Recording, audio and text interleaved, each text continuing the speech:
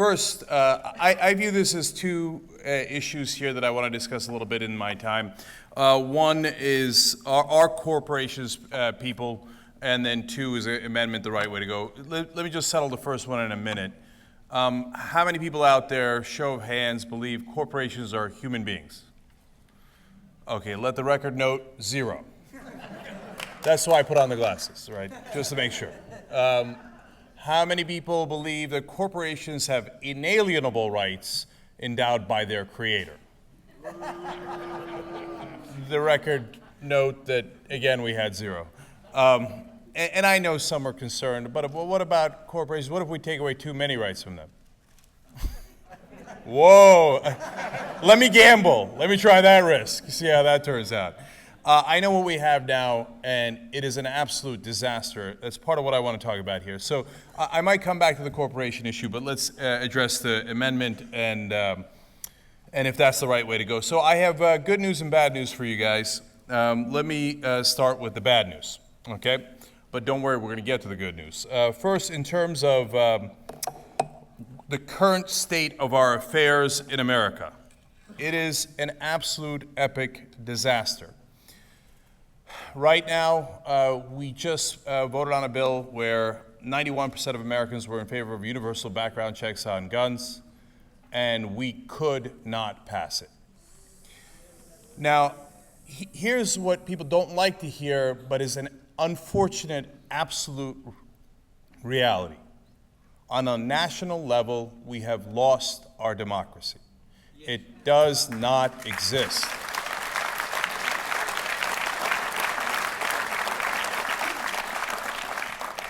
And it's, we grew up in America, we love America. I love the Steelers, I love subs and pizza and the flag, and I love every part about it, right? I love Kentucky, I love Louisiana, I love New York, San Francisco. They're all part of this great country, et cetera. And we all believe, well, obviously we live in a democracy, except we don't. It's over. It's over.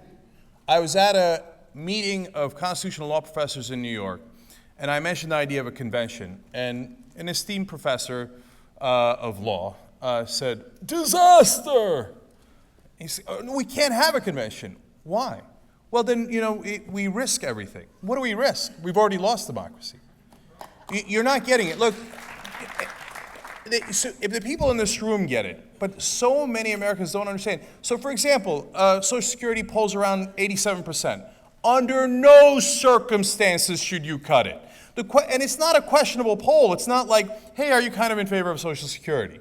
Do you kind of like Social Security? Do you like that your grandparents aren't starving in the streets? It wasn't like that. It was, should we cut Social Security under any circumstance? 87%, no, under no circumstance, right? And what happened? We got a Democratic president suggesting cutting Social Security because he liked to help the Republicans along, right? All right, 84%, don't cut Medicare. Under any circumstance, don't cut it, don't cut it. How clear can we be? Don't cut it. And they want to cut it. The Republicans and the Democrats agree because we don't have a democracy. They've already taken over the government. Why do they want to cut Social Security and Medicare? Come on, how easy is this? Who do you work for? You work for the guy who signs your checks. So I got really bad news for you. None of your representatives represent you. They represent the people who pay them. And the donors pay them, the lobbyists pay them. Yes, the Republicans are dirty and corrupt as it gets, but so are the Democrats.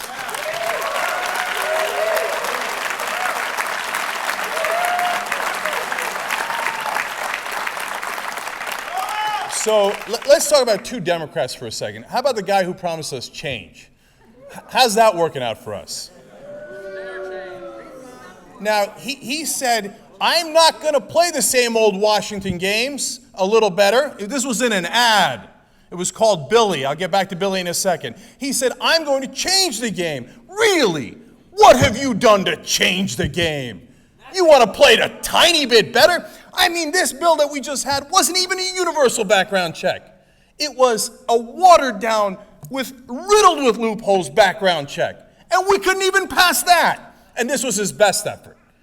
No, no, no. He has no intention of changing a damn thing. This is the system that made him a multimillionaire. This is the system that made him president. This is the system that gave him all the glory that he now basks in.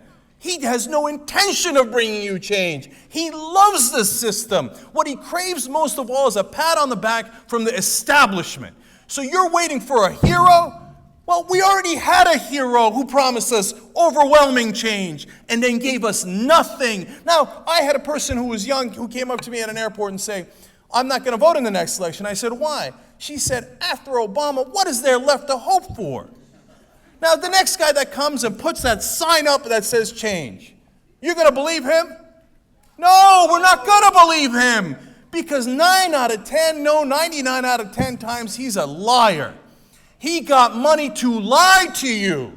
They're playing good cop, bad cop with you. The Republicans are the bad cop. They come and punch you in the face. And then the Democrats come and say, oh, I'm so sorry about my partner. If you just sign this piece of paper that says, here, I'll cut Social Security and you cut Medicare and a little more tax cuts to the rich, it'll all go away. I'll keep my bad cop away from you. I'll be the good cop. I'll even bring you a coffee. Are you all right? And then you sign the piece of paper and all of a sudden there goes your money to someone else. Now, one last thing about Democrats, okay? Max Baucus, okay? And this is going to lead to the good news too, okay? Max Baucus said it had a one-word answer for why he voted against universal background checks. Sorry, background checks, not universal background checks. He said Montana, right? Now, let me tell you the real polling in Montana. 79% of the people of Montana are in favor of a universal background check. So the real one-word answer that Max Baucus was looking for and is always looking for is money. That's the one-word answer. Okay. Now, how is this the good news? So President Obama was giving a speech in North Carolina, and he gets to a point, this was back in 2010, and he says, okay, healthcare, it's going great, and we're going to do reform, and I got a great senator in the Senate leading the effort, Max Baucus. And it's at the University of North Carolina, you get boo. Now, how in the world did they know to boo Max Baucus? TV didn't tell them. TV loves Max Baucus. Bipartisan Max Baucus. Isn't he great, right? Well, we all know Max Baucus is one of the most corrupt senators in this country, and that's a tough battle to win. So,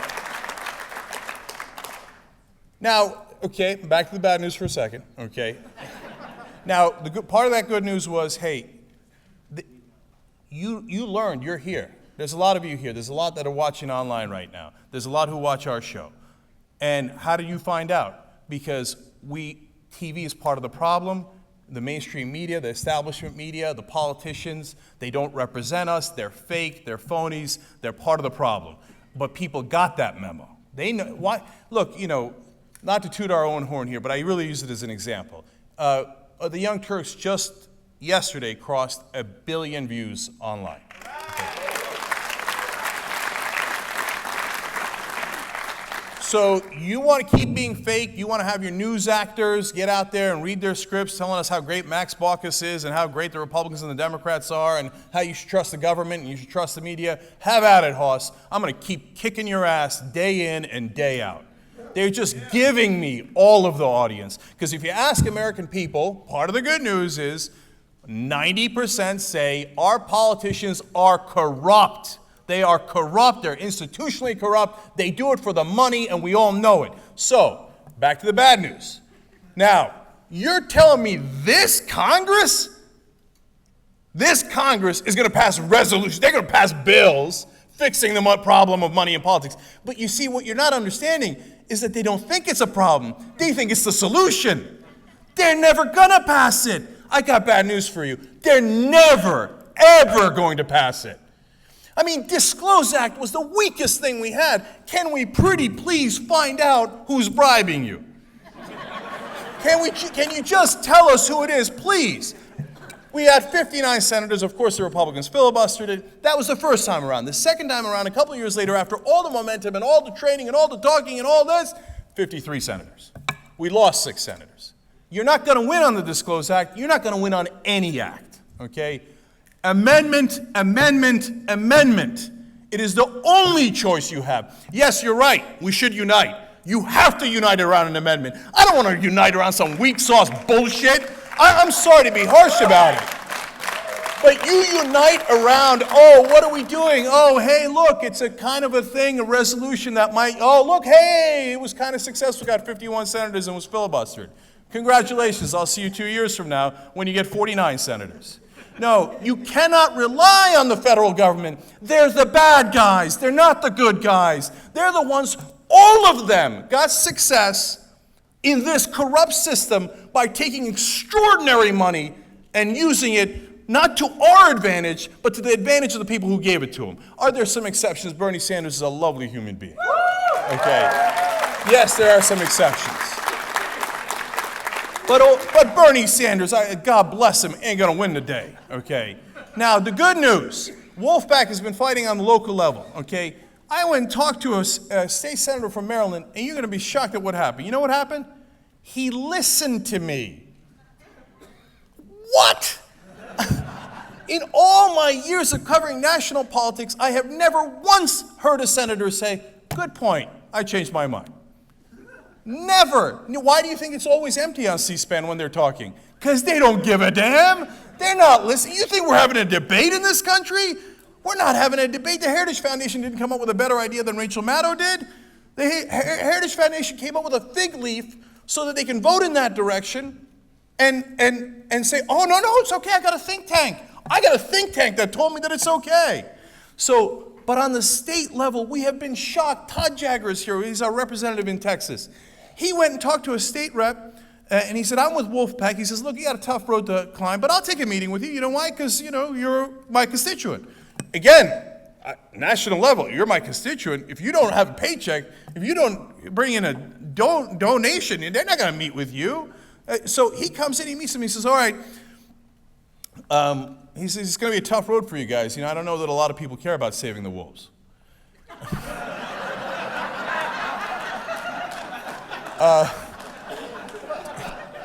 Todd says, no, we're not here to save the wolves. We're here to save the republic. And you know what that state rep did? He introduced our resolution in Texas. And just like David said, Todd had a gathering. There was a tea party across the street. First, it's progressives. They get together, they talk, and everybody's clapping, cheering, etc. Tea party guys, I think they were doing a gun rally, walk by, they hear it, and they say, hey, what are you guys talking about? Oh, you think that the guys are corrupt and it's crony capitalism and it's not really free markets and the big companies have crushed the small companies? We totally agree. That's right. This is the one thing we all agree on. So the amazing part, I wish I had more time, but let me wrap it up this way. Look, the amazing part is that it can be done.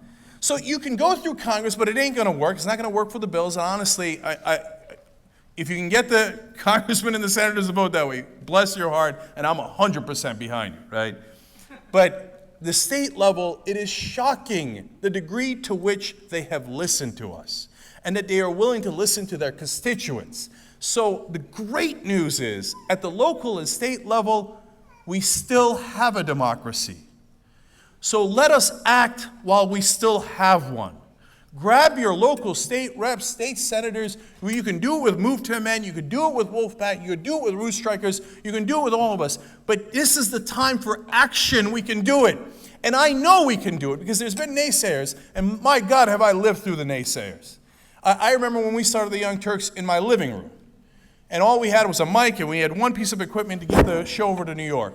And if I told people then we're going to be the largest online news show in the world, well, I did. And they laughed and laughed and laughed.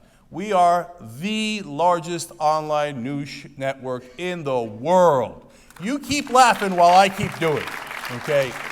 And if you had told me when we started that we'd be at 1 billion views, I would have laughed. I mean, come on, 1 billion? I mean, I would have thrown the biggest party in the world if I thought we got to 100 million. But we got to 1 billion because when somebody tells you it's not doable, you can bet your bottom dollar they haven't tried to do it.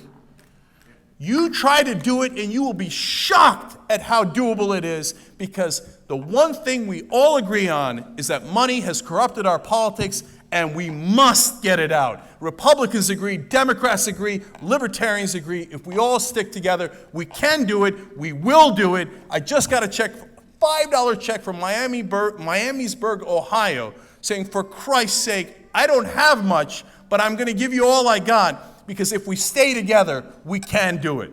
Thank you.